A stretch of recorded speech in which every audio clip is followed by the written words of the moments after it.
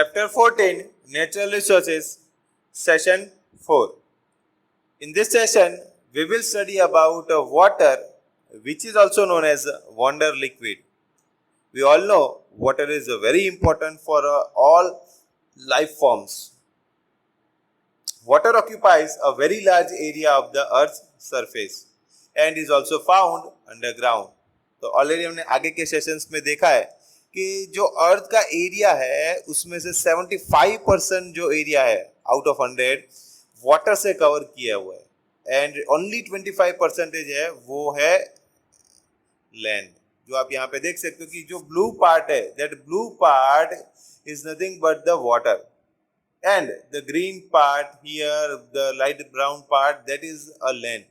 So you can see the earth is having a more of a blue part, and therefore we have approximate percentage of the water, that is 75% of the earth. It is also present underground. मतलब water जो हमें दिखता है in the form of ocean, river, तो वैसे तो है ही but वो अंडरग्राउंड फॉर्म में भी है जो हम बोरवेल बनाकर वेल्स बनाकर हम निकालते हैं यूज करते हैं वाटर को. So it is a very important source of you can say water that wells borewells and all. Some amount of water exist in the form of a water vapour in the atmosphere. Most of the water on earth surface is found in seas oceans and is saline. तो जो water vapour है some amount of water vapor, actually you can say water, that will exist in the form of water vapor and it will be there in the atmosphere. We can also call it as a moisture. जो water vapor atmosphere के अंदर होता है उसको हम moisture बोलते हैं, उसको हम humidity भी बोलते हैं. जितना water content ज़्यादा उतना humidity ज़्यादा. ओके एंड जो water के surface के ऊपर जो अर्थ के सरफेस के ऊपर जो वाटर बॉडीज है जैसे कि ओशंस है, सीज है, वो सबसे ज्यादा है एंड उसका वाटर जो होता है वो सलाइन होता है. तो हम नॉर्मल यूज के लिए जनरली प्रिफर नहीं करते उसको. We prefer river water, well waters for normal use. Fresh water is found frozen in the ice caps at the two poles and on snow-covered mountains. The underground water and water in rivers, lakes and ponds is also fresh. तो ये सब हमें पता है. Just हम एक type का revision recap कर रहे हैं स्टैंडर्ड 9th के अंदर. थोड़ा सा आगे जाके अलग चेंज आएगा. तो फ्रेश वाटर कहाँ पे होता है कि we generally find it at the ice caps. Ice caps कहाँ पे होगा? हेमिस्फीयर पोल्स के ऊपर कि north pole and south pole. कि generally north pole and south pole के ऊपर जो टेम्परेचर है बहुत ही कम होता है और वहां पे आइस बहुत ज्यादा होता है, ice caps. And snows are also covered, snow are also there which is present on the mountain. तो that is also a form of a water but it is in a solid state. तो वो snow जो होता है mountain के ऊपर, जैसे Himalayas के ऊपर आपने देखा होगा, तो वो होता है pure water or fresh water you can say. Also we get water from the rivers, lake and ponds, and that is also a fresh water that we can use for our daily purpose.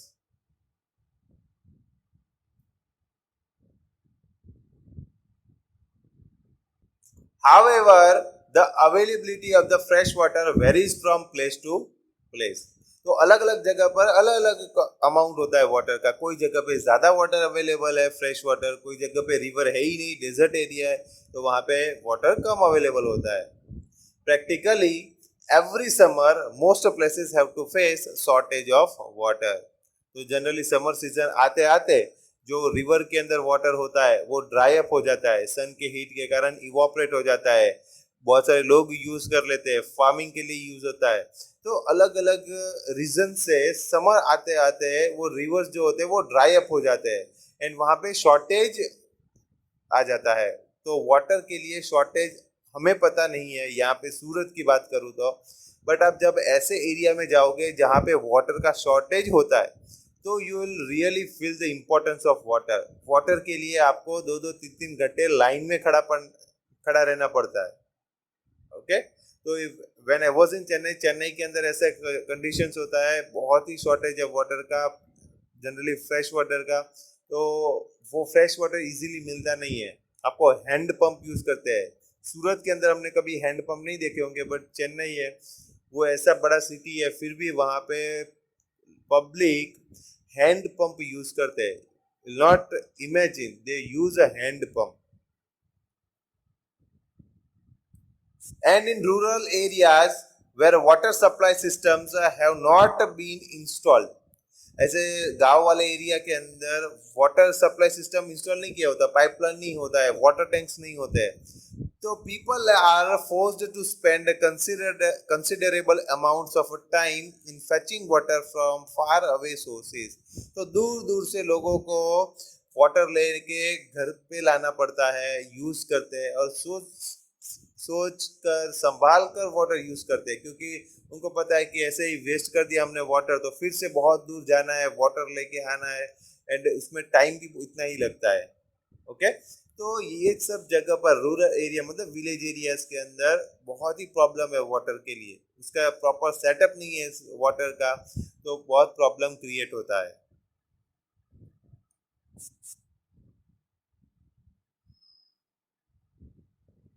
All cellular processes take place in a water medium. All the reactions that take place within our body and within the cell occurs between substances that are dissolved in water. तो cellular processes जो होते हैं, मतलब sales के अंदर जो process होता है, जो ऑलरेडी हमने चैप्टर 5 में पढ़ लिया है कि बहुत सारे प्रोसेस होते हैं, वो गैसेस के इन एंड आउट होता है, मतलब एक्सचेंज ऑफ गैसेस होता है, बहुत सारे रिएक्शंस होते हैं, एनर्जी न्यूट्रिएंट्स प्रोड्यूस होते हैं, प्रोटीन प्रोड्यूस होता है। तो ये हर एक प्रोसेस के लिए उनको वाटर चाहिए, एंड वाटर होगा तो वाटर के अंदर वो स्मूथली अपने प्रोसेसेस कैरी आउट कर पाएंगे।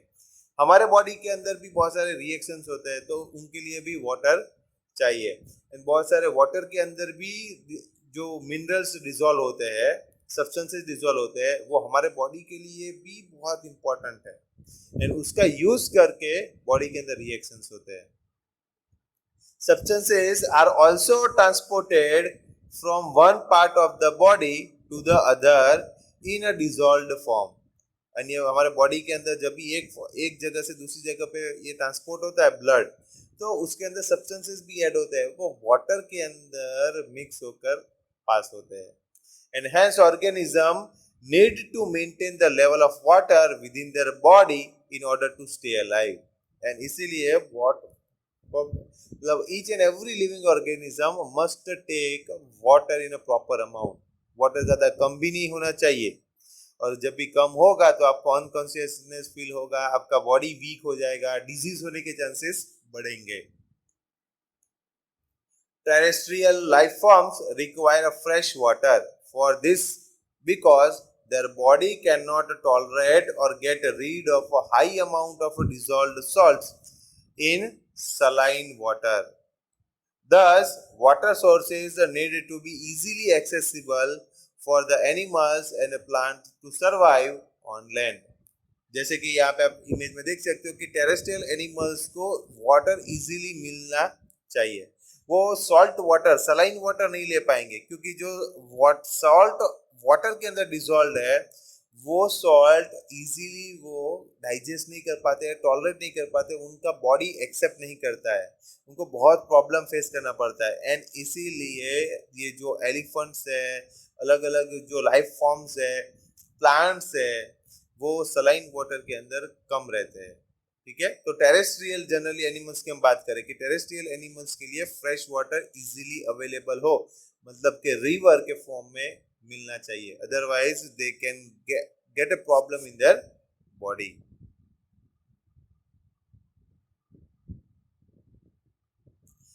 Now activity 14.8. This there are the two activities 14.8 and 14.9. In both the activities we are going to compare the result. जो रिजल्ट मिलेगा वो हमें कंपेयर करना है, एंड वो कंपेयर आप कब कर पाओगे, जब आपके पास प्रॉपर रिजल्ट होगा तब। तो ये सिर्फ हम बेसिक डेटा कलेक्ट करना है, और मैं समझा दूंगा आपको कि क्या होता है, इन क्यों ये एक्टिविटी कर रहे हैं। Select a small area, say 1 meter square, near a water body. It may be a river, stream, lake, or a pond. Count the number of different animals and plants in this area. Also, check the number of individuals of each type of species. मतलब आपको एक छोटा सा area लेना है water river के आसपास या पॉन्ड के आसपास का, उसके अंदर से आपको मतलब 1 मीटर स्क्वायर का एरिया लेना है. ओके, उसके अंदर आपको काउंट करने के कितने एनिमल्स है, कितने ऑर्गेनिजम्स है, कितने स्पीसीज अलग अलग टाइप के कैटेगरी के एनिमल्स रह रहे हैं. Got it? तो ये हमारे फ्रेश वाटर बॉडीज है, तो river, ocean, lake, stream, pond. तो ये फ्रेश वाटर में ओशन नहीं आता है, बट ये अलग अलग कैटेगरीज है और अलग अलग वाटर बॉडीज है जहाँ से हमें वाटर मिलता है, जहाँ पे वाटर ह्यूज क्वांटिटी में अवेलेबल होता है. Compare this with the number of individuals, both animals and plants, found in an area of the same size in a dry rocky region. तो ड्राई रॉकी रीजन के अंदर आप जाओ, वहां पे 1 मीटर स्क्वायर एरिया लो और उसके अंदर से जो एनिमल्स और प्लांट्स है, ऑर्गेनिजम्स है, लिविंग क्रिएचर्स है मिल रहे, तो उसके नंबर में काउंट, मतलब में काउंट जो है उसका डिफरेंस कितना है. कि आप जब भी वाटर वाले एरिया में, मतलब ऐसे वाले एरिया में से जब भी आप सिलेक्ट करोगे उतना पार्ट एंड उसमें से ऑर्गेनिज्म जो मिलेंगे तो वो आपको हमेशा ज़्यादा मिलेंगे. इन शॉर्ट आपको ऐसा बता दूं कि जहाँ पे वाटर ज़्यादा होगा वो पार्ट के अंदर लिविंग ऑर्गेनिजम्स ज़्यादा रहेंगे. जो ड्राई एरिया है वहाँ पे लिविंग ऑर्गेनिजम्स कम होते हैं. वेट एरिया, वाटर वाला एरिया जहाँ पे वाटर ज़्यादा है वहाँ पे ऑर्गेनिजम्स ज़्यादा होते हैं. ये चीज़ आपको पता रखनी है. एंड ये एक्टिविटी 14.8 में हमें वही सीखना था. Is the variety of a plant and animal life the same in both these areas? तो सेम है दोनों एरिया में, यहाँ पे और यहाँ पे, मतलब रिवर वाले सी में. No, they are not same. River, lake, pond वो वाले एरिया के अंदर ऑर्गेनिजम्स जो है वो उसका काउंट ज्यादा होता है. 14.9 Select and mark out a small area 1 meter square in some unused land in or near your school. हमारे स्कूल के आसपास हम ऐसे एक छोटा सा एरिया मार्क करेंगे. As in the above activity, that is activity 14.8 में जैसे किया हमने, count the number of different animals and plants in this area and the number of individuals of each species. उसमें भी हम फाइंड करेंगे 1 मीटर स्क्वायर का एरिया एक मार्क कर देंगे. उसके अंदर देखेंगे कि कौन से ऑर्गेनिज्म, कौन से लाइफ फॉर्म्स रह रहे हैं एंड उसका काउंट, टोटल काउंट निकालेंगे. प्लांट्स कितने हैं, एनिमल्स कितने हैं, ऑर्गेनिजम्स कितने हैं. कि मान लो एंट है तो कितनी एंट है वहाँ पे, मॉस्किटोज है तो मॉस्किटोज कितने हैं, प्लांट्स है तो प्लांट्स कितने हैं. तो ऐसा पूरा काउंट निकालेंगे. ओके,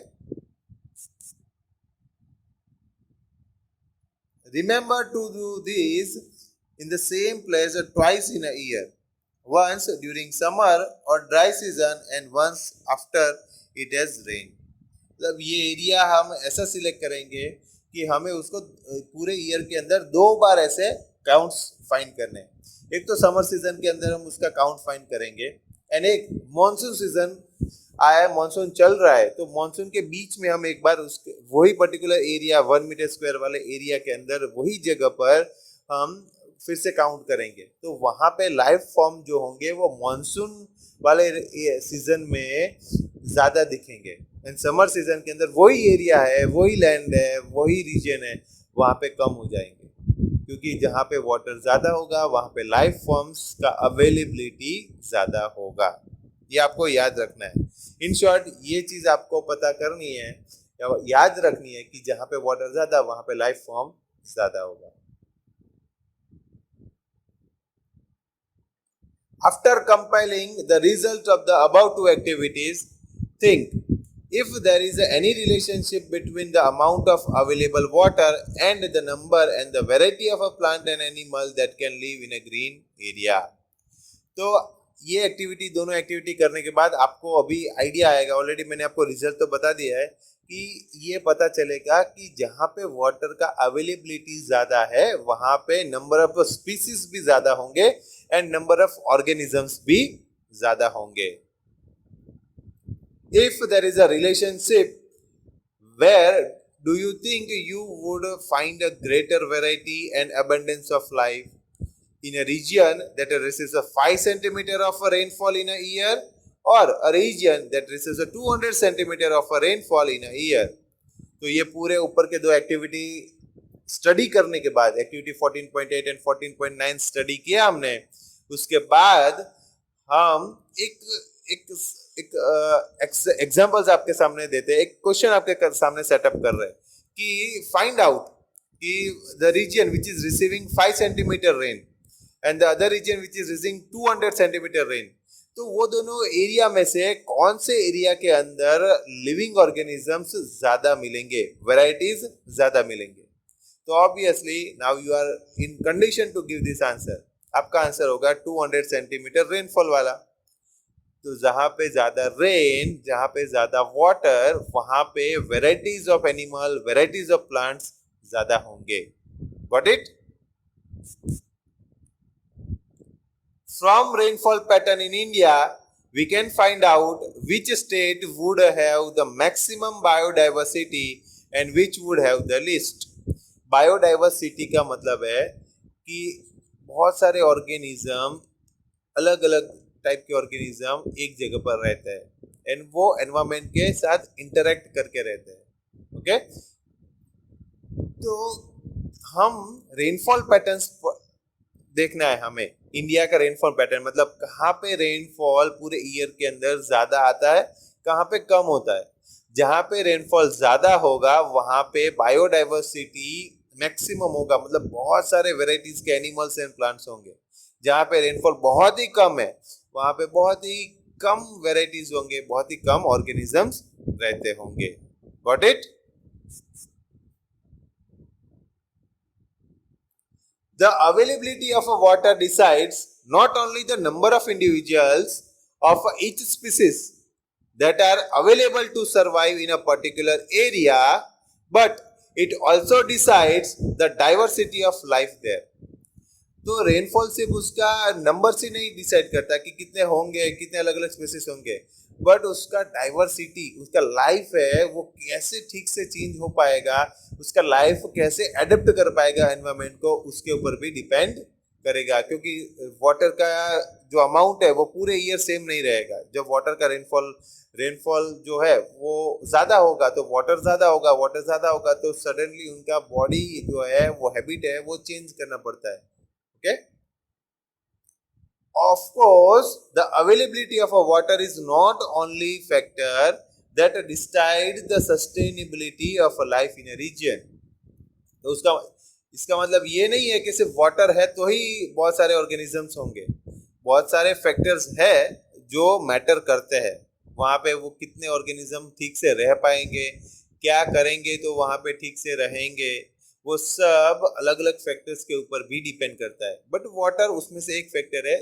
मतलब जो वाटर ज्यादा होगा तो चांसेस है कि पॉसिबिलिटीज है कि ऑर्गेनिजम्स ज्यादा होंगे. Other factors like temperature and nature of the soil also matter, but water is one of the major resource which determine life on land. Okay, तो अदर फैक्टर्स कौन से है? टेम्परेचर भी है. टेम्परेचर ज्यादा कम है, ज्यादा हाई हो रहा है तो वहां पे ऑर्गेनिज्म सर्वाइव नहीं कर पाते. सॉइल कैसा है? Soil is a fertile one, it is a good soil, soft soil, alluvial soil, black soil. तो ये सब अच्छी सॉइल है प्लांट्स के लिए जनरली एंड छोटे छोटे ऑर्गेनिजम्स के लिए. तो वहां पे ऑर्गेनिजम्स ज्यादा रहते हैं. ओके, बट उसमें से मेजर जो सोर्स है, रिसोर्स है, वो वाटर है. जो वाटर अच्छा क्वांटिटी में होगा तो life will also be good on the land. Water pollution.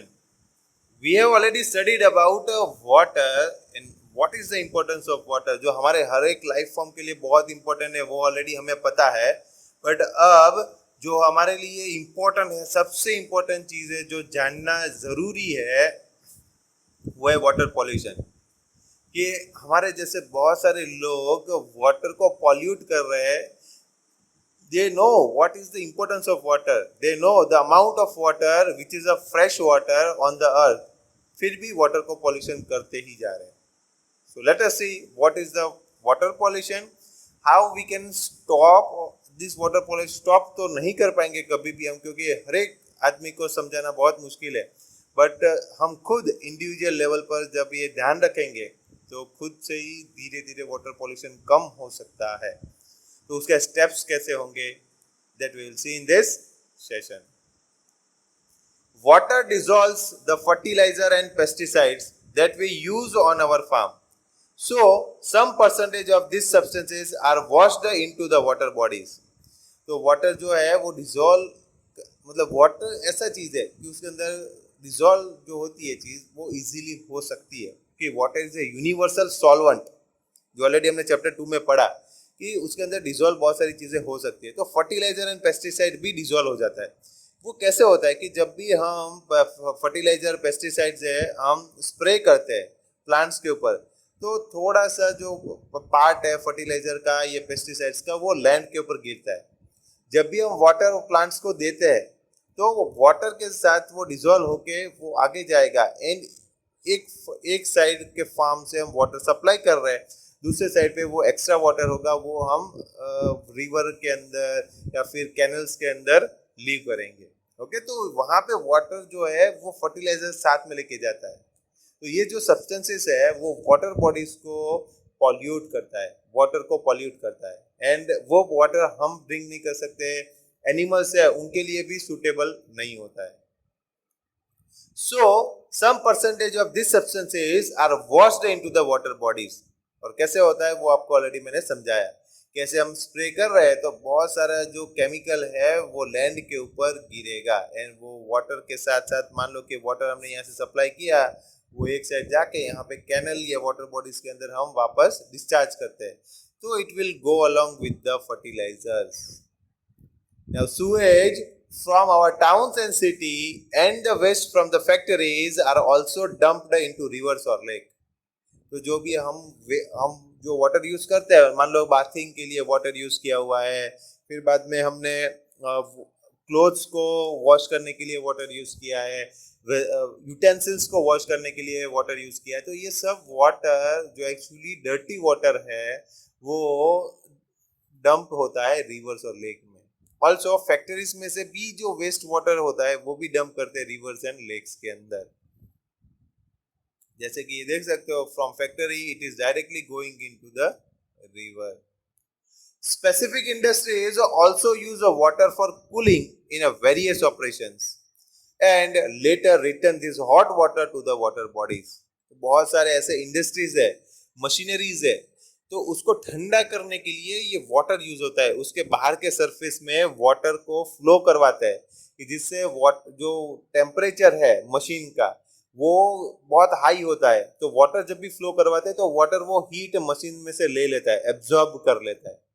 Okay, तो वो हीट मतलब लेने के बाद वाटर हो गया hot, and that hot water is thrown in the water body.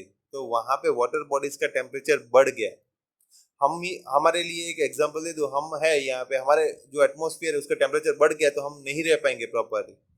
वैसे ही एक्वेटिक एनिमल्स वाटर बॉडीज के अंदर रहते हैं, रिवर्स में, लेक्स में। तो जब भी ये हॉट वाटर, बहुत ये कोई 2-3 लीटर 2-3 बकेट हॉट वाटर नहीं होता है, वो थाउजेंड्स ऑफ लीटर के अंदर ये होता है हॉट वाटर, क्योंकि वो इंडस्ट्रीज में से एक ही मशीन के ऊपर काम नहीं करते, बहुत सारे मशीन होते हैं जिसको ठंडा रखना पड़ता है, कूलिंग करना पड़ता है उसको। तो thousands of litre of hot water is discharged और डंप्ड इन रिवर और लेक, एंड इतना सारा गर्म पानी हम वाटर मतलब वाटर बॉडीज के अंदर डाल रहे हैं, तो उसके अंदर जो भी एक्वेटिक एनिमल्स रह रहे होंगे दे ऑल विल डाई, मर जाएंगे। Another manner in which temperature of the water in a river can be affected is when water is released from dams. तो जब भी हम वाटर रिलीज करते हैं डैम में से तो वो एक फोर्स के साथ आता है, एक फोर्स के साथ जब आएगा तो वो गर्म होने के चांसेस होता है, वहां पे टेम्परेचर का अप एंड डाउन होता है। क्योंकि जो डैम होता है वो किसके लिए हमने डैम बनाया होता है, कि वहां पे जनरली हम वाटर को as a thermal power plant, मतलब हीट जनरेट करने के लिए टरबाइन से वाटर वो स्ट्राइक करता है, वो सब यूज होता है पूरा। एक्चुअली हम थर्मल पावर प्लांट के अंदर ये हाइड्रोथर्मल पावर प्लांट एक्चुअली हम बोलते हैं, तो वहां पे यूज होता है, तो वो हॉट वाटर हम वापस से देते हैं रिवर के अंदर, तो वहां पे इश्यू आता है टेम्परेचर का. Water inside the deep reservoir would be colder than the water at the surface which get heated by the sun. तो ये भी एक रीजन है कि टॉप के ऊपर जो वाटर होगा वो हॉट होगा एंड डाउन होगा वो ठंडा होगा. All this can affect the life form that are found in these water bodies in a various way.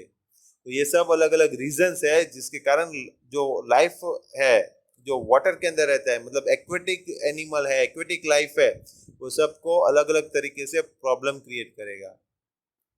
It can encourage the growth of some life forms and harm some other life form. तो ये जो life forms को अलग अलग तरीके से उसको damage भी कर सकता है या फिर कोई कोई बार उसको हार्म भी कर ले, मतलब सॉरी, कोई कोई बार हार्म भी करेगा, डैमेज भी करेगा, एंड कोई कोई बार अच्छा भी हो सकता है. तो बहुत रेयर केस के अंदर ये हॉट वाटर टेम्परेचर का जो डिफरेंस है, ये फैक्टर है, वो अफेक्ट करता है. This affects the balance between various organisms which had been established in that system. And ये जो बैलेंस जो होता है, ये एक पर्टिकुलर सिस्टम के अंदर हर एक टाइप के और एनिमल्स होने चाहिए, प्लांट्स होने चाहिए, पर्टिकुलर एक्वेटिक और पर्टिकुलर वाटर बॉडीज के अंदर. तो वहां पे कोई एक पर्टिकुलर टाइप के मर जाएंगे, एक टाइप के रहेंगे, तो वहां पे जो बैलेंस होता है सिस्टम का वो बिगड़ जाता है, क्योंकि थोड़े थोड़े के लिए अच्छा था, थोड़े के लिए it was encouraging, but for some animals it was harmful. So we use the term water pollution to cover the following effects. मतलब वाटर पॉल्यूशन हम यूज करेंगे कि ये सब चीजें है तो वाटर पॉल्यूशन है. तो first one, addition of undesirable substance to water body. आपने कोई भी अनडिजायरेबल सब्सटेंस वाटर बॉडी के अंदर ऐड किया, that means you are polluting water. That is the things, the substances could be a fertilizer and pesticide used in a farming, or they could be poisonous substance like a mercury salts which are used by paper industries. तो water के अंदर आपने fertiliser, pesticide या फिर बाद में ये mercury जैसे ऐसे सब्सटेंसेस ऐड किए या आपने इनडायरेक्टली डाले हुए वाटर के अंदर, तो you can say that you are polluting water. तो आपको वो ध्यान खास रखना है कि you are polluting water. This could also be a disease-causing organism, like a bacteria which cause cholera. तो भूल से आप ऐसे गंदा पानी, खराब पानी अंदर डालते हो जिसके कारण अंदर बैक्टीरियाज होते हैं और वो बैक्टीरिया कॉलेरा भी कॉज करते हैं. वो वाटर को बहुत ही खराब तरीके से पॉल्यूट करेगा. बट इट, तो ये एक फर्स्ट स्टेप वाटर पॉल्यूशन का है कि आप जो ऐसा कर रहे हो तो you are polluting water. The second thing is the removal of a desirable substance from water bodies. जो important substances आप निकाल रहे हो water में से, then also you are polluting water. तो वो कैसे होता है कि dissolved oxygen is used by animals and plants that live in water. वो हमें पता है, right? Aquatic animals जो होते हैं वो dissolved water oxygen है water के अंदर, वो use करते हैं generally. तो any change that reduces the amount of this dissolved oxygen would adversely affect this aquatic organism.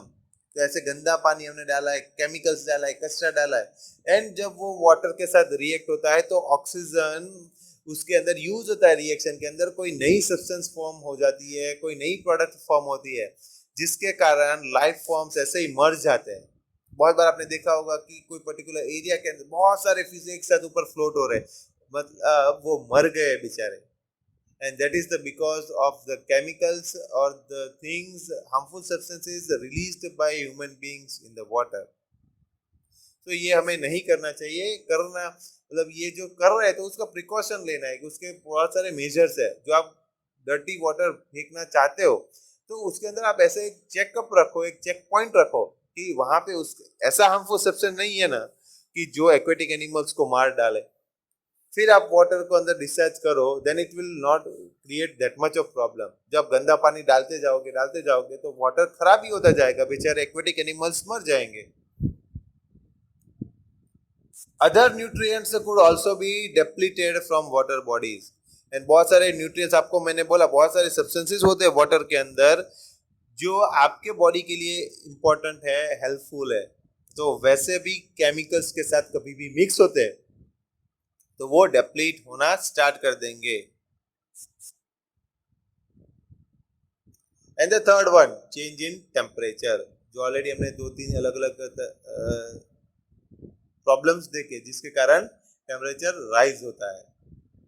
Aquatic organisms are used to certain range of a temperature in the water body where they live, and a sudden marked change in its temperature would be dangerous for them or affect their breeding. तो हमें बहुत सारे ऐसे uncertain changes देखे water के अंदर, कैसे ये होता है वाटर के अंदर बॉडी, जो वाटर बॉडीज है उसका टेम्परेचर कैसे चेंज होता है वो ऑलरेडी हमें पता है। तो ये जो वाटर का सडन चेंज है, वाटर टेम्परेचर का ये इंक्रीज है, वो बहुत सारे एक्वेटिक एनिमल्स को अफेक्ट करता है, उसको बहुत बार मार भी सकता है, उसका ब्रीडिंग भी अफेक्ट करता है। ब्रीडिंग मतलब जो उसका प्रोसेस है रिप्रोडक्शन का, उसको बोलते हैं ब्रीडिंग। तो ब्रीडिंग भी अफेक्ट हो सकता है। The eggs and the larvae of various animals are particularly susceptible to temperature changes. And जो लार्वा होते हैं, एग्स होते हैं, जो वाटर बॉडीज के अंदर है, तो सडन टेम्परेचर का राइज एंड फॉल होता है, तो वो भी उनसे मतलब सस्टेन नहीं हो पाता है, वो डिस्ट्रॉय हो जाता है, डैमेज हो जाते हैं, मर जाते हैं, they will die actually. Okay, so ये सब वाटर पॉल्यूशन कॉज कर रहे हैं। ये सब अलग अलग मतलब मेथड्स है जो आपने देखा अभी कि ये फर्टिलाइजर्स डालते हैं, केमिकल्स अलग अलग डालते हैं, फिर वाटर का टेम्परेचर राइज होता है, फिर बाद में वाटर में से इंपॉर्टेंट जो मतलब न्यूट्रिएंट्स से नहीं बोल सकते, इंपॉर्टेंट सब्सटेंसेस है वो हम निकाल लेते हैं, तब वाटर को पॉल्यूशन कॉज हुआ है ऐसा हम बोल सकते हैं। तो this are the different ways in which pollution is caused. So now we'll study or we'll talk about a few points that are the remedies, you can say the preventions of water pollution। तो हम क्या कर सकते हैं? तो already एक step मैंने बताया कि वाटर जब भी हम रिलीज करें वाटर बॉडीज के अंदर, तो उसके पहले चेक कर ले कि उसके अंदर कोई ऐसा हार्मफुल सब्सटेंस नहीं है कि जो जिसको मार सके, मतलब एक्वेटिक एनिमल्स मर जाए जिसके कारण। फिर बाद में हम ऐसे प्रोडक्ट्स यूज करें जिससे वाटर को कम पॉल्यूशन हो, और फैक्ट्रीज के अंदर भी हम ऐसा एक कंट्रोल बोर्ड रखें जिसके कारण कि जो वाटर डिस्चार्ज हो रहा है, ये केमिकल्स ऐसे यूज हो रहे हैं जो वाटर को पॉल्यूट कर सकते हैं, उसको अलग टाइप के केमिकल से हम रिप्लेस करें। अंडरस्टूड? फिर हम वाटर को पहले तो अच्छी तरह से यूज करें, उसको अननेसेसरी वेस्ट नहीं करें। एंड द लास्ट वन कि वाटर हमें मतलब बहुत इंपॉर्टेंट है हमारे सब के लिए, सब लाइफ फॉर्म्स के लिए।